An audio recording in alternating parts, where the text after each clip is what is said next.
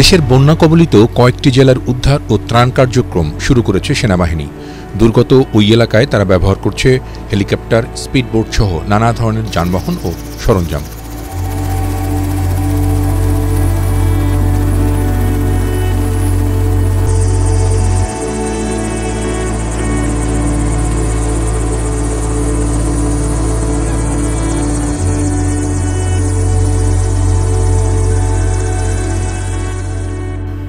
দুর্গত পাহাড়ি জেলা খাগড়াছড়িতে বন্যা কবলিত হয়েছেন লক্ষাধিক মানুষ।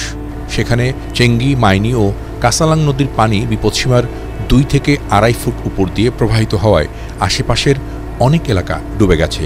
ওইসব এলাকার বিপন্ন মানুষকে হেলিকপ্টারে উদ্ধার করছেন সেনা সদস্যরা।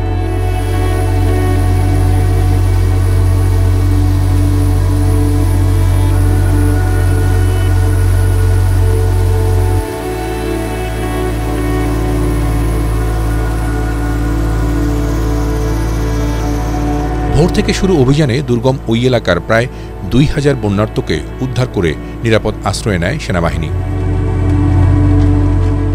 আশ্রয় কেন্দ্রগুলোতে থাকা বন্যার্ত মানুষের জন্য রান্না করা খাবারও বিতরণ করছেন সেনা সদস্যরা।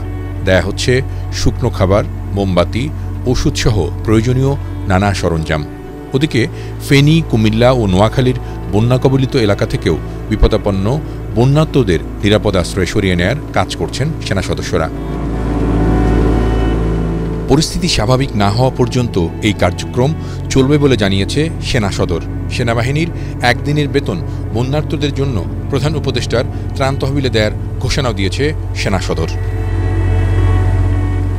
গ্রামতুল্লাহ বিপ্লব, ATN বাংলা।